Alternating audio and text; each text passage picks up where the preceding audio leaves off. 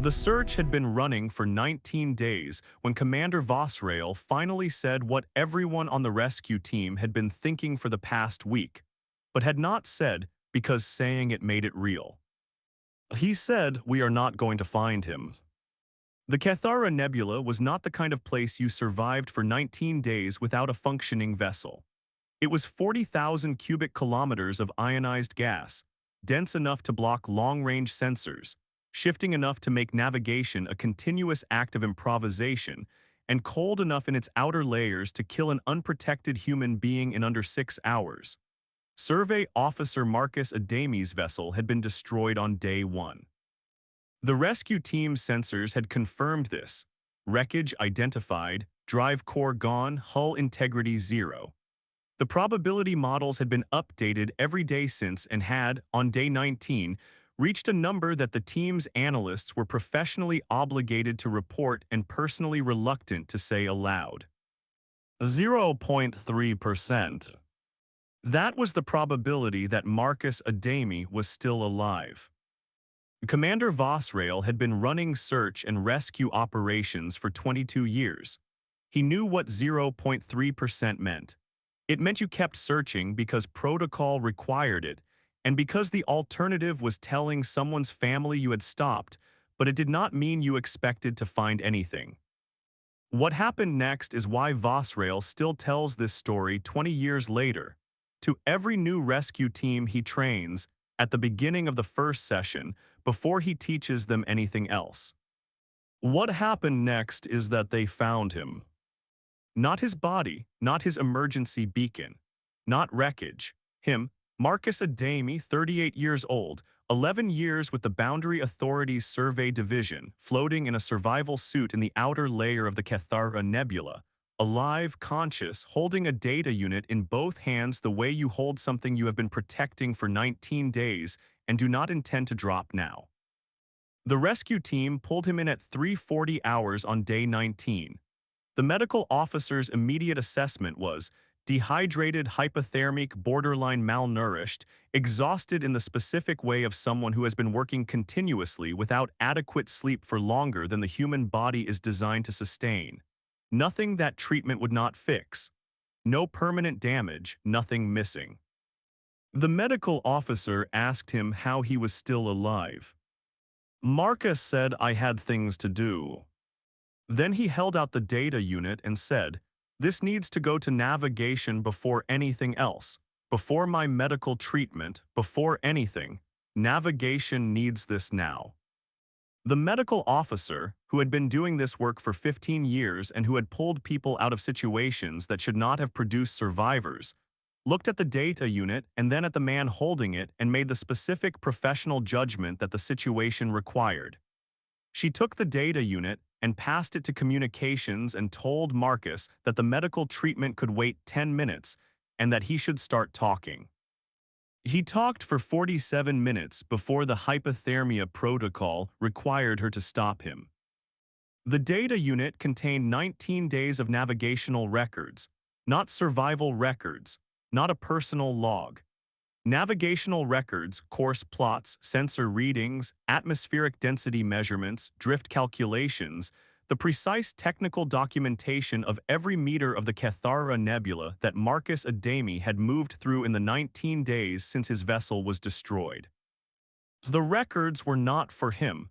He had already been through the space they documented.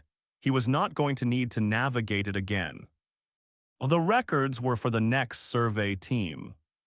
This is the part that Vosrael always pauses on when he tells the story. Because the instinct, the survival instinct, the thing that every species with a functioning self-preservation mechanism does when it is alone in a lethal environment with limited resources and no certainty of rescue, is to focus entirely on surviving, on managing the immediate crisis, on conserving the energy and the time and the attention for the things that keep you alive. Marcus Adeyemi, from the first hour after his vessel was destroyed, had been doing two things simultaneously. He had been surviving and he had been mapping. Day 1, the vessel came apart in 40 seconds. A debris field moving at a velocity the sensors had not resolved in time, hull breach in 3 places, drive core failing. Marcus had made it to the survival suit before the hull lost integrity.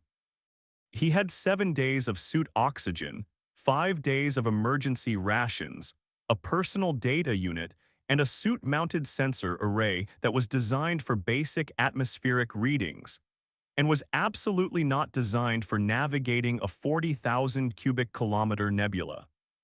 He had also, before the vessel finished coming apart, downloaded the Kethara Nebula's complete survey record, everything the authority ha demapped in the 30 years since the nebula had been included in the Outer Zone Survey program. He downloaded it in the 40 seconds while the alarms were going and the hull was breaching and the drive core was failing.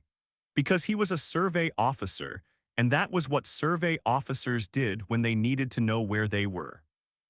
The survey record told him 3 things. First, the nebula was larger than the standard charts showed because the standard charts were based on outer layer measurements and the inner structure had never been fully mapped.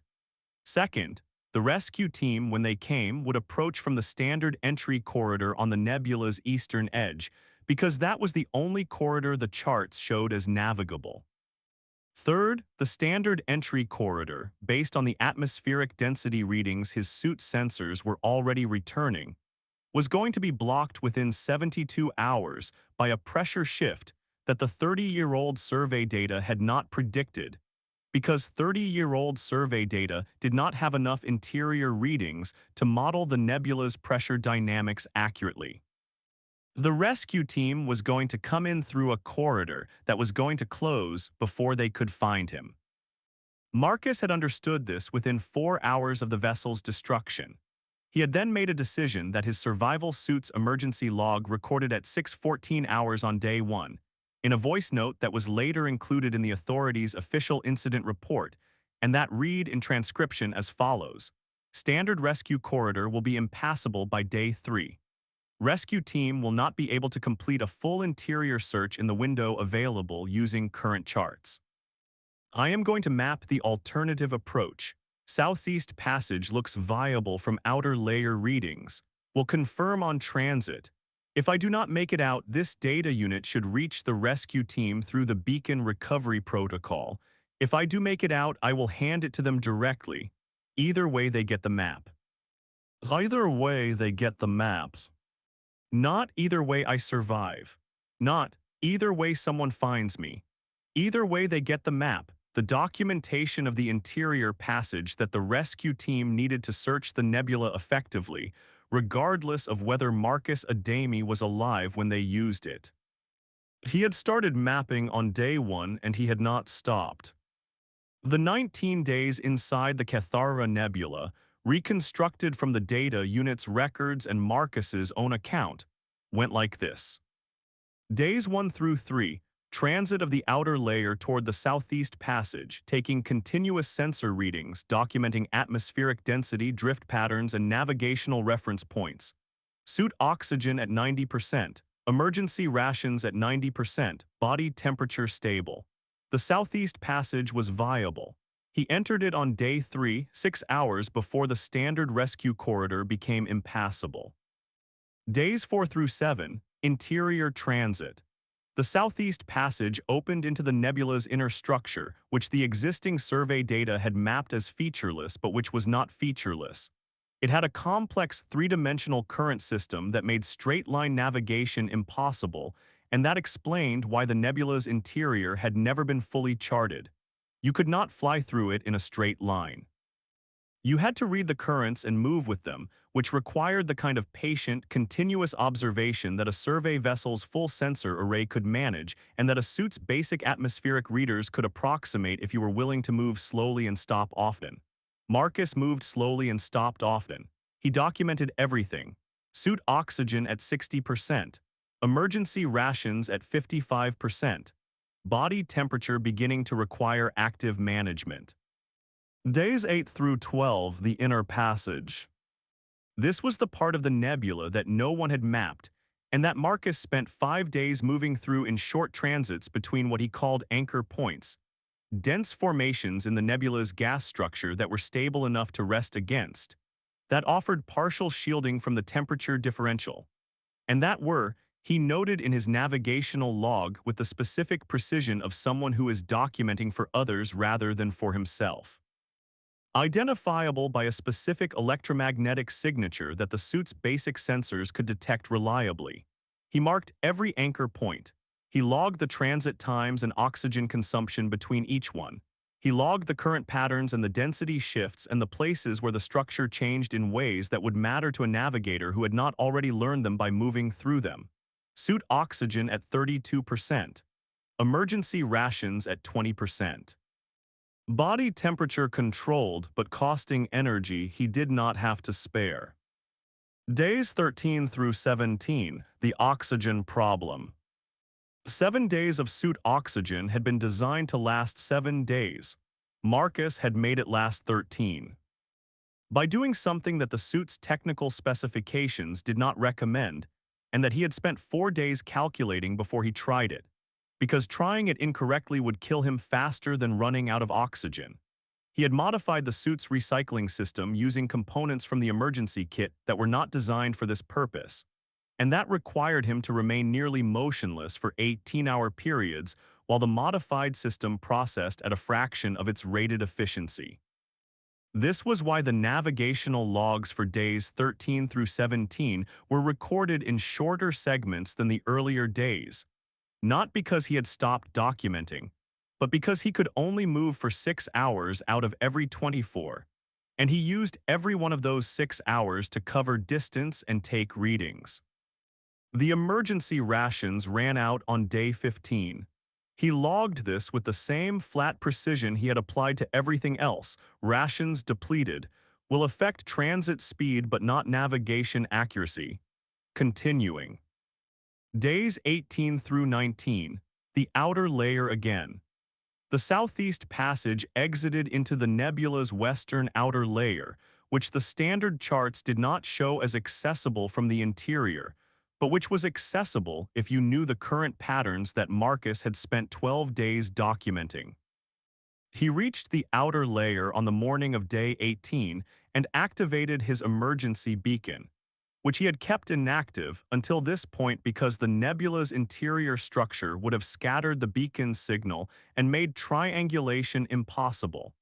And a triangulated position was more useful to a rescue team than a scattered one.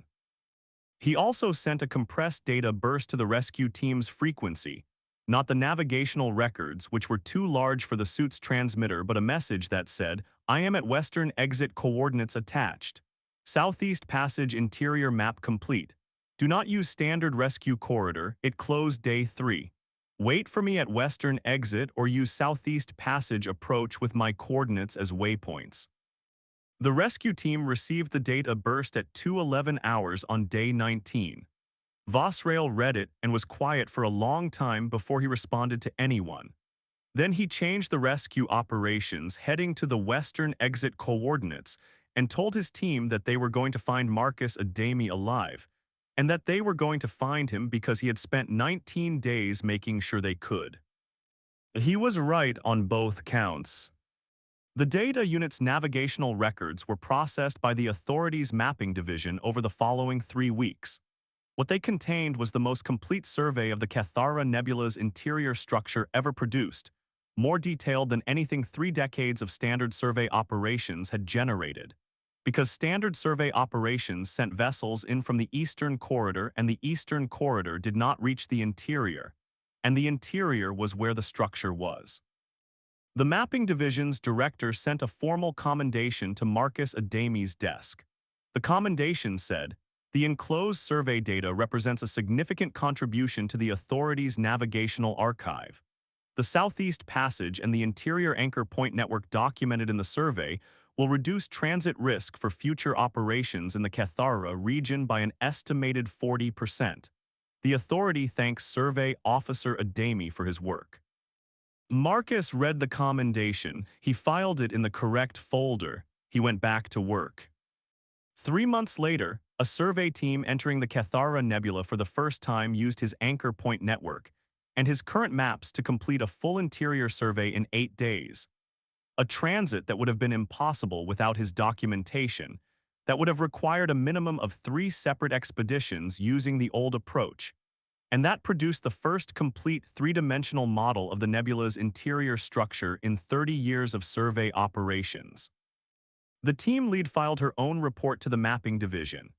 In the personal notes section, which was optional and which most survey officers left blank because personal notes were not the same as operational data, she wrote, "I want to note that we navigated the Kethara interior using documentation produced by a man in a survival suit running out of oxygen over 19 days. The documentation is better than anything we could have produced with a fully equipped survey vessel.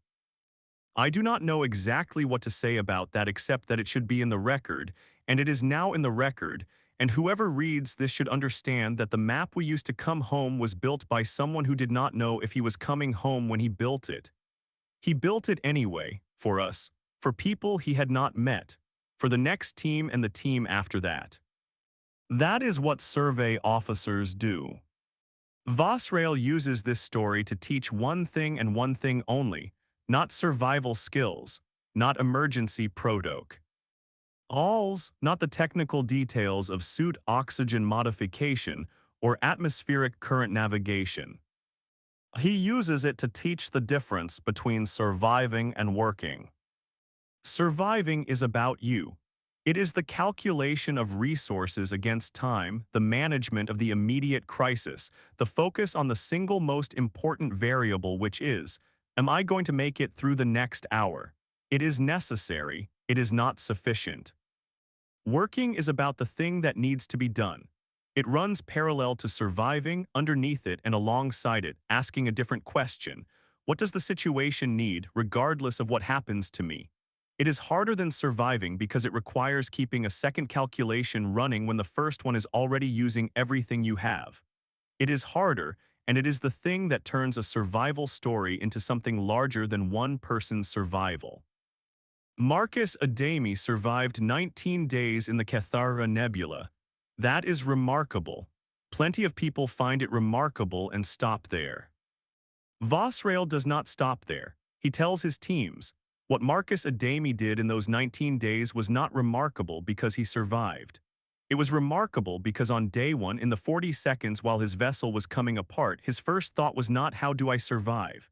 His first thought was, what does the rescue team need to find me, and what does the next survey team need to fly this route safely, and how do I produce those things with what I have?